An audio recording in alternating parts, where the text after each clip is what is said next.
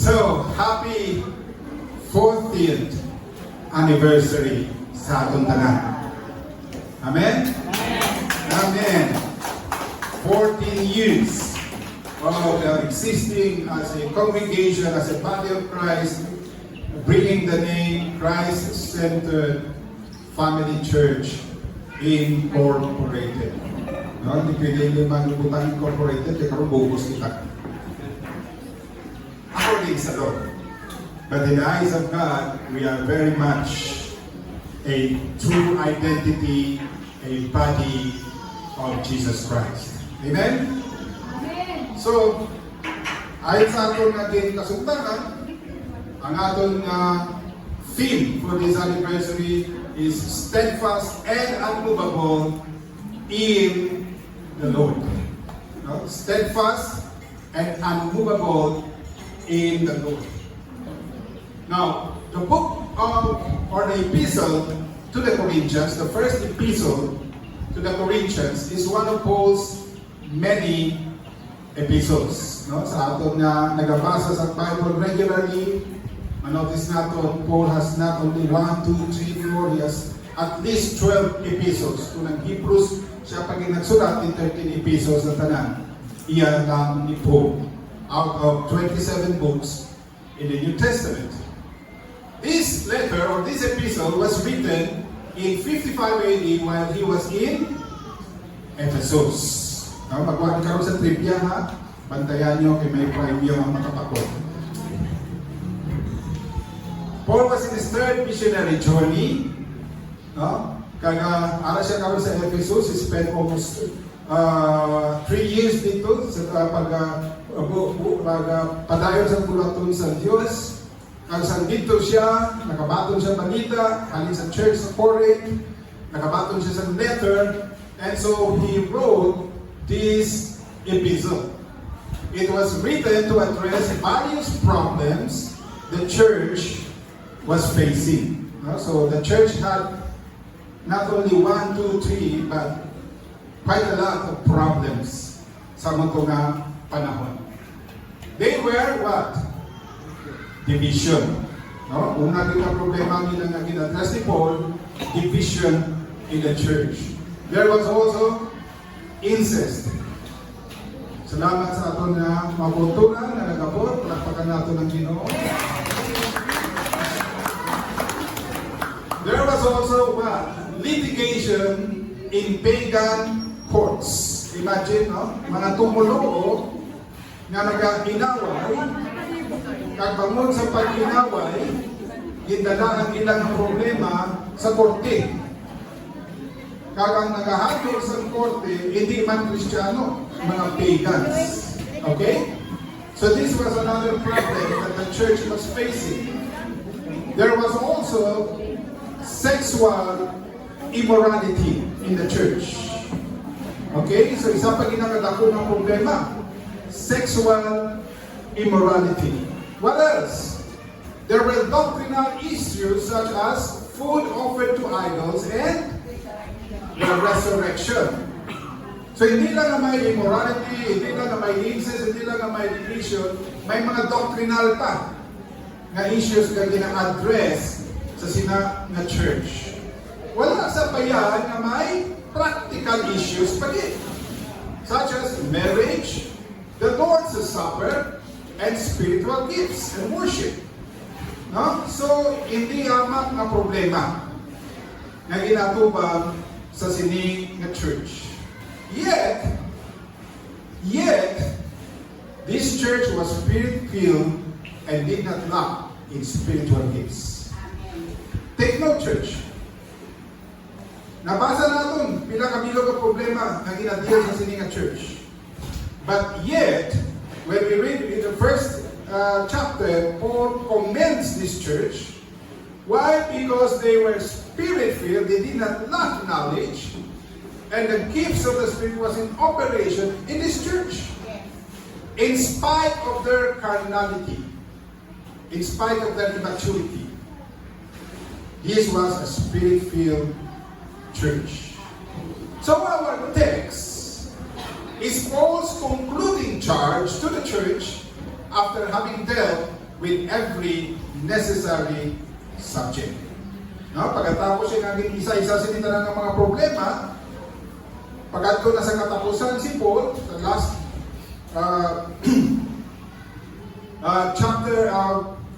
one chapter before he ends, ginhatag niya ining charge sa silingat church nga aton man nga text subong nga aga. So the text in King James Version, kindrahan natin ginbasihan ng atong words is, "Therefore, my beloved brethren, be ye steadfast, unmovable, always abounding in the work of the Lord, for as much as you know that your labor is not in vain in the Lord." Let us pray. Father, we thank you for your word today. It is your word for this church as we celebrate our 40th anniversary. God, speak to your servant and let your glory be continually manifest in our midst. We entrust this to you through Jesus Christ, your Son, our Lord and our Savior. Amen and amen. So this is the charge that Paul gives to the church in the midst of all the problems na ila ginatuban. Okay? So the question is, why did Paul give this charge? No? Nga ang manduan niya. Diba? Sige, therefore, my beloved brethren, be ye steadfast and unmovable. Be ye steadfast. It is a charge to the church to remain steadfast. It is a charge to the church to remain unmovable. So the question is why? And based on the context of the whole epistle, we will give 3 reasons why Paul is giving this charge. And the number one reason is because life in the Lord isn't easy. Hello, church. Everybody say easy. Easy. Life in the Lord isn't easy. What do we mean? Many people have come to the Lord when in their lowest. Amen? Amen. Kadang-agit, nagdangop sa Diyos sa oras nga yara sila sa bumunta, yara sa problema. Some struggling with vices, others suffering from broken relationships, still others facing financial hardships, others searching for answers, just simply tired of life, even others imprisoned for some criminal act. I will fall on the number 4 category. When I came to the Lord, I was searching for answers. That is how I came to the Lord. Salamat, nagilingudan ako sa isa ka Baptist na retiree in a government office, and he shared the gospel to me. I was searching for answers in my life. The presentation of the gospel, that is to be set free from all these problems, is very appealing, right? Imagine you can be set free. You can be set free. No? The understanding that God is able to fix all these things provides comfort. Amen. No? Nabating mo sa gospel na magsiling, ara si Jesus na magabulig sa imo, ara si Jesus na magabatag sa imo, ara si Jesus na magaupot sa imo, ara si Jesus. And so therefore, it is so appealing, and you would just simply would like to grasp this opportunity so that you can get comfort out of all the problems that you are facing. Amen, church? Amen.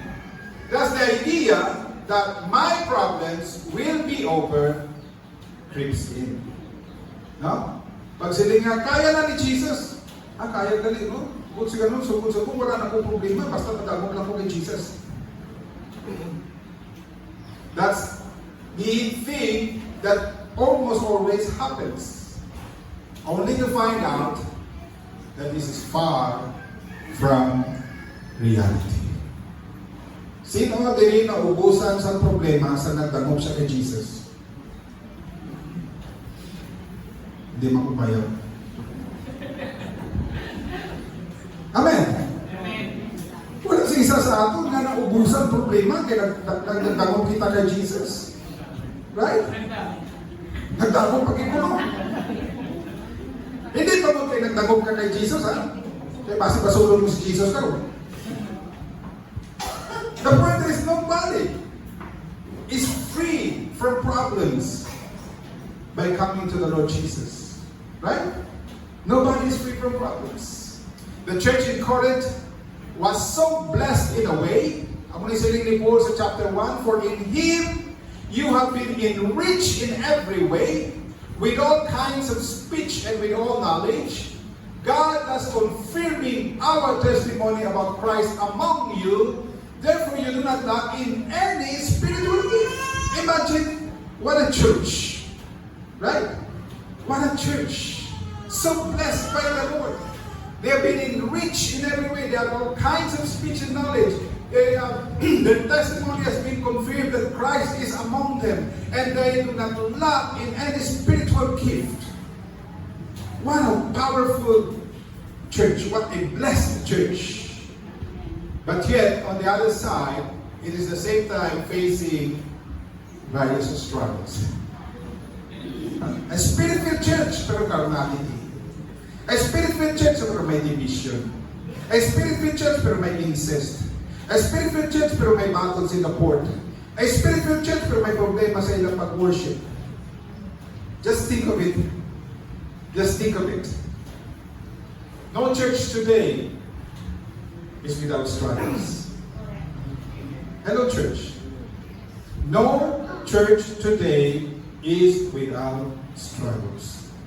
Sugit lang niya ang mga natawag nila ng mga mega churches. Katahong sa pag-portray sila sa internet, sa news, no? Thousands upon thousands members of the church. But mind you, if you're a member in that church, you will find struggles. You will find problems. No church today is without struggles. There is still what? There is still division. Today there is still litigation in pagan courts. In fact, not only church members against church members, but pastors against pastors, bringing their cases to the court to allow the pagans to decide for their problem. In fact, there was a pastor who already passed away. Nakilala ko personally. He once invited me to preach in his church. Ging kasuhan sa Koreano na pastor na priso dito siya. Can you imagine? Pastor against pastor in court? And how about the big denomination in the Philippines who ended up divided? They went into court. Right? It still exists, church. It still exists. There is still sexual immorality in the church. There are still doctrinal issues. As nasubong madamong pang doctrines na ginabayisa, hindi maghilisugot ang mga scholars, hindi maghilisugot ang mga denominations. And there are also practical issues. This will go on and on, church, because there is no church without struggles. Notwithstanding what? The struggles that we, each and every one of us, face daily. Hello, church. Hello, church. Amen. Notwithstanding, hindi lang yung problema sa church. Ang problema pa natin individual, ang problema natin sa panimula, ang problema natin sa trabaho, o ang problema natin sa pag-eskwela. We still and continue to face struggles. There is only one single reason. Everybody please read. That's the reason why. We are in a fallen world. There is no perfect church. Yes. Right? There is no perfect world. This world is a fallen world. We belong to this world that is fallen. We ourselves are fallen. And we all have the tendency to fall and make mistakes in our lives. How much more when you put that in the church? Fallen world. Fallen world. So whether individually or as a church, we face struggles till Jesus comes. Amen. Amen. We face struggles until Jesus comes. Notwithstanding ang persecution na ginatubang sa mga kauturan natin sa ibang mga kapungsuran. It's very real. It continues until today. Thus, Paul's charge to the church in Corinth is a charge for us as well. Kung si Paul nagsiling sa church sa Corinth, in the midst of all their struggles, to still be steadfast and unmovable, it is the same charge that God is telling us today. We too, as a church, must be steadfast and unmovable in the Lord. It is God's church. It is God's charge for us, church. We do not know what tomorrow will bring. We do not know what next week will bring or next month will bring. But the charge of the Lord is that we remain steadfast and unmovable. Implication: struggles or difficulties should not hamper our walk. Amen. Amen, church. Amen. One time, may isa kang pastor actually, iyadaw naman na sa kasal. He was very young then. He preached in the church. He talked about being steadfast and unmovable. Ang illustration, kinambal, kung nakaapoy ka na sa pagdalagan, brisk walking ka lang. Kung nakaapoy ka na sa pag-brisk walk, walk ka na lang. Kung nakapoy ka na mag-walk, kaman ka na lang. Kung nakapoy ka na magkaman, dikit-dikit na lang, pero hindi maghuntat. Lakpakan natin sa Lord. Amen. Hindi maghuntat. Just be steadfast and unmovable regardless of your situation. The second reason, again based on the context, Paul gives us this charge because works for the Lord is necessary. Works for the Lord is necessary. Life's struggles can be crippling. Amen. Amen. Life struggles can be crippling. Not only can it slow us down, na ito ginaguyod mo na lang tiil mo, but sometimes it can bring us into a full stop. Too unbearable to just go on. Life's struggles. Consider this, church. For an individual to lack of finances pushes us to do more. And because we push to do more, what happens? We get exhausted. Right? Broken marital relationships affect our daily decisions. Sickness makes us unproductive.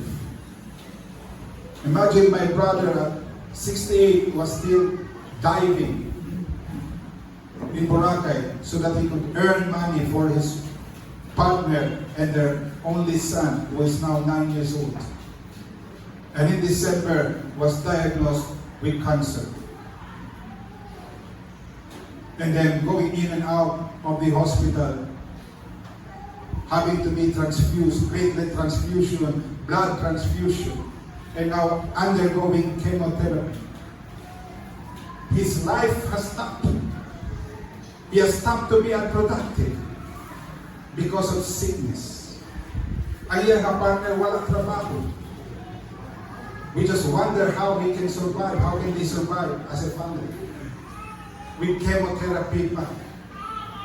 About 40,000 for every session.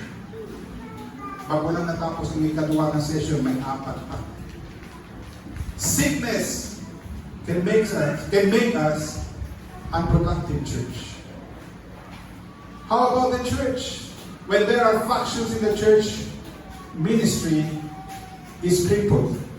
Nga, kaya nakatutok ang members sa away. When there is immorality in the church, our testimony is hampered. Right? How can you say to the people that come to Jesus when your church does not show the change that Jesus desires to happen? When there are litigations in the church, finances are affected.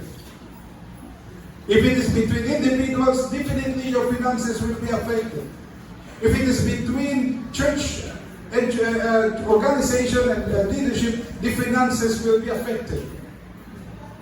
When there are doctrinal or practical issues, our time is consumed. And it is a sad fact that today still, people choose to spend time debating doctrines. Now most of these doctrines are non-essential. Pero sige pagkadebate. Samtang ang buratong sa Diyos, nagahulat. Having dealt with the various issues that plagued the Corinthian church, Paul gave them this charge. Anong charge ni Paul?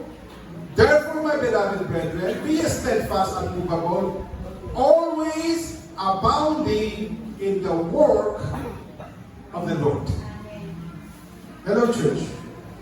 In the midst of all these problems na ginatubang, siling ni Paul, palihog lang. Kulimutan kami sa atong lingwa, palihog lang. Hindi ka mo magkalingga, magpadayon ka mo. Tadayin nyo, ang buwatong sa Diyos, gahulat sa inyo. Amen, church. Always abounding in the work of the Lord. He is not just encouraging work, He is encouraging abundant work. Hello, church. Abundant work. Oops, sorry. How can I go back? Thank you. The implication of these words from Paul is that God expects His church to work, that is to do good in spite of the struggles. Now let us consider this word work in the church. Okay? When we say that we should abound in the works of the Lord, when we come together to worship, we are not working for the Lord. We are worshiping the Lord. When we come together for Bible study, we are not working for the Lord. We are being nourished in the Lord. When we come for fellowship, we are not working for the Lord. We're just having fellowship. So what does it mean to work for the Lord? Very clearly, the Bible says that the work of the church is to what? To make disciples. Hello, church. The work of the church is to make disciples. Ask yourself, how many have I discipled since I became a Christian? Hello? Pila ang akong din-disciple halin sa nanging Kristiyano ako. Because that is the charge of Jesus Christ Himself to the church. Go ye and make disciples. Hello, church. And when we talk about the works of the Lord, we can find it in Matthew 25, where Jesus differentiates the goat and the sheep. And what is the difference between the goat and the sheep? The goat does not do anything for the Lord, while the sheep does all things necessary for the Lord. And what are those all things? They visited the sick. They gave food to the hungry. They gave clothing to the naked. They gave drink to the thirsty. They went to the people in prison. That is what we call works for the Lord, church. When we do these things, we are serving the Lord. We are working for the Lord. And that is exactly what Paul has in mind. Always abounding in the works of the Lord. If you can remember our brother, Adrian Bell, who used to be with us in church, especially sa dito kita sa may Quezon, right? From time to time, he would even give some prophetical utterances. This brother is, I think, almost 80 years old, if my memory can. Si Brother Angel. Bro, kailangan galing si Adrian sa mo? 80 na na? Ha? 83. Imagine. 83. In spite of that age, in spite of being a widow, in spite of all the physical problems that he has, yet every month he takes time to visit the women jail to minister to the prisoners. Every month he takes time to visit the lepers in Santa Barbara. Church at that age. Okay pa to sa muna na nagabisita kami sa may city jail sa ara din ang mga kababayan na city ng mga inmates, okay? Kasi ground floor lang to niya. Pagparaw mo sa lakyan, aralan, sulod ka lang dahil sa ilang setup or sa ilang venue kang makaminister. Pero this past 2 months, because the women jail or the women inmates of the city women jail were moved to Pototan. Dito na sila upo sa provincial jail sa mga kababayan. Okay? Although separate sila sa mga provincial inmates. Pero dito sila. And you know what? Our gathering place is at the 4th floor. Kag wala sa elevator. And this brother at 83 will climb 4 floors just to minister to these inmates. That church is doing the works of the Lord. That is doing the works of the Lord. And lastly, why? Paul encourages us to remain steadfast and unmovable, not only because life isn't easy, not only because there's a need for the works of the Lord, but lastly, because eternity with the Lord is what? A certainty. Eternity with the Lord is a certainty, church. Hallelujah. Sino excited sa eternity? Palakpakan ng Ginoo. Hallelujah. Sa palakpak ko, hindi kong excited. Excited man pala?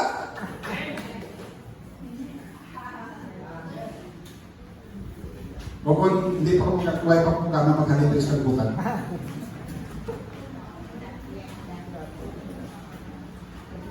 The last issue Paul tackled was a doctrinal issue, which is the resurrection.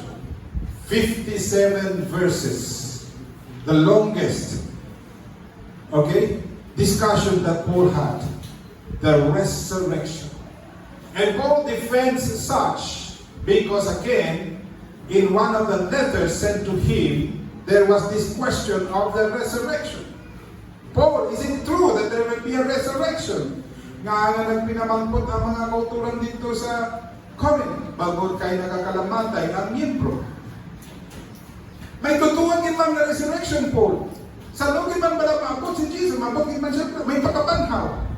So Paul deals with this matter, first defending such, saying that it is an essential element of the gospel. Because that is what Paul says in 1 Corinthians 15, 1-3. What is the gospel? Jesus Christ died, Jesus Christ buried, and Jesus Christ rose from the dead. That is the gospel. Buhinan mo isa dara, hindi na ng gospel. Hello, church. When you take away the resurrection, it is no longer gospel. Because then Jesus would have died in vain. If Jesus was not buried, therefore Jesus did not die. That is not the gospel. Jesus died on the cross. Right? And so therefore the gospel is Jesus died, buried, and rose from the dead. That is the gospel. Resurrection is an essential element of the gospel. And then Paul defends such by telling them that the resurrected Christ had so many witnesses. Sa ila pa lang tumatay. Siya ang ulihi. Siya nga, akong pinakaulihi nga na-witness ko ang resurrected Christ. Because Jesus indeed showed himself in his glorified body to Paul. To prove to Paul that he had risen from the dead. Ibagi niya ang experience ni Paul. And then he states that preaching of the gospel is useless without the resurrection. It is in vain, sabi ni Paul. Kung wala pagkabanaw, wala pulos ang atong pagtuo. Kung wala sa pagkabanaw, wala pulos ang atong pagtilipon diri. Wala pulos ang pag-celebrate natin sa atong anniversary. Kung wala man sa pagkabanaw. Hello, church. Sa din panitukan pa ni Paul, sila nga, kung wala sa pagkabanaw, kita ang pinakamakaluluoy ng mga tao sa kalibutan kaya nagtuo kita sa kabutihan. Hello, church. There is the resurrection. And then he describes the nature of the resurrected body. Okay? There is one body for the natural, there is another body for the spiritual. There is one body for the animals, there is another body for the human beings. So he describes the nature of the resurrected body. It is what? It is a glorified body. It is still a body because there is form you can touch. Remember Jesus, when Thomas said, I will not believe until I can see the wounds and I can touch. Right? And Jesus said, come, Thomas, touch. Right? That was a glorified body. Pwede hindi yung magtanto. Makabat siya. Right? So,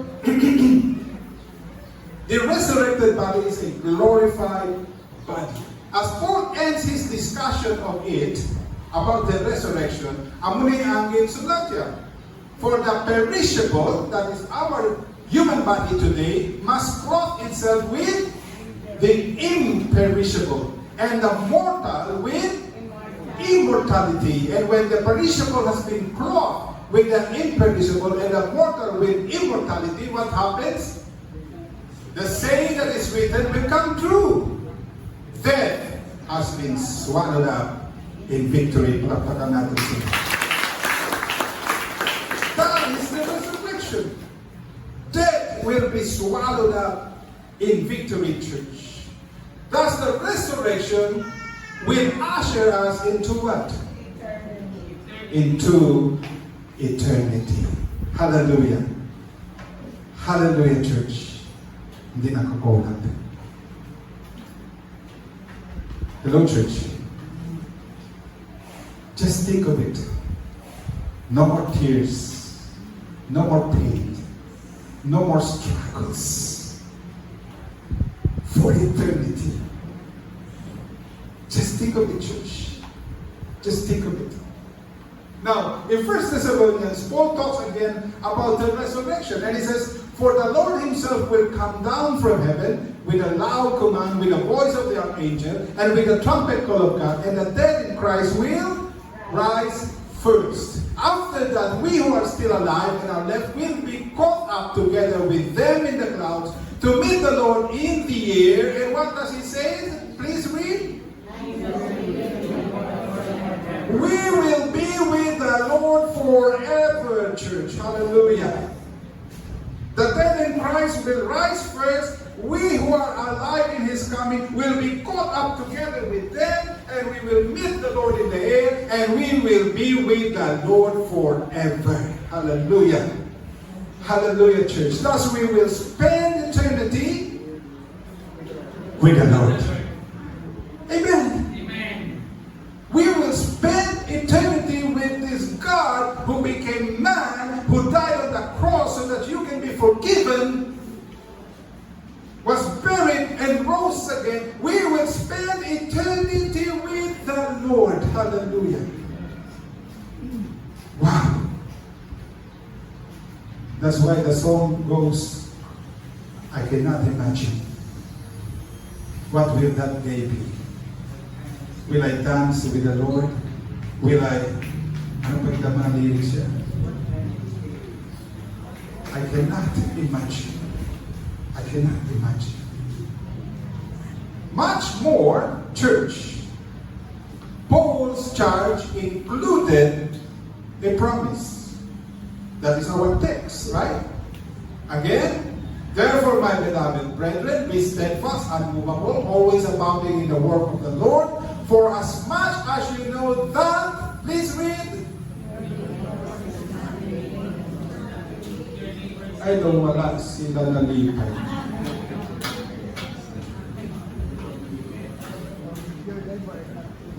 For your labor is not in vain in the Lord, church. For every soul that we can win, the Lord sees it. For every disciple that we make, the Lord sees it. For every sick that we visit, the Lord sees it. For every glass of water that we give to the thirsty, the Lord sees it. For every naked that we give clothing, the Lord sees it, church. Our labor will not be in vain. Hallelujah. It will not be in vain. Rewards await us in the afterlife. Rewards await us in the afterlife, church. Therefore, be steadfast and unmovable in the Lord. In the Lord. We will conclude our message this morning. 14 years has come and gone for CCFC, and not without its ups and downs. Amen, church? Sa aton diri nga kaupod, alin sa pag-umpisa dito sa Sarabia, pag-ato sa Quezon, Silo diri, there were ups, but there were also the downside of it.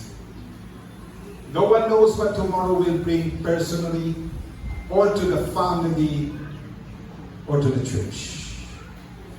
Just take a look at the news today. Nothing is stable. The earth is not stable. The climate is not stable. Nations are not stable. Governments are not stable, church. Nothing is stable on earth today. Struggles will surely pass, but it will resurface again. Malampuwasan mo isa, may sunod naman. Malampuwasan tag isa, may sunod naman. Church, always remember, till the Lord comes. Till the Lord comes. Some small and manageable, others big and devastating. But we will face the struggles. Thus the Lord says to us all, church, be steadfast and unmovable in the Lord. Amen. In the Lord. Not in our own strength, not in the strength of others, but in the Lord, church. Because our strength comes from the Lord. As long as we remain in the Lord, we can remain steadfast. As long as we remain in the Lord, we can be unmovable. We must remain steadfast and unmovable in the Lord. In the Lord. For life with the Lord isn't easy. Works for the Lord is necessary. Eternity with the Lord is a certainty. Let us all rise. Hallelujah. Hallelujah.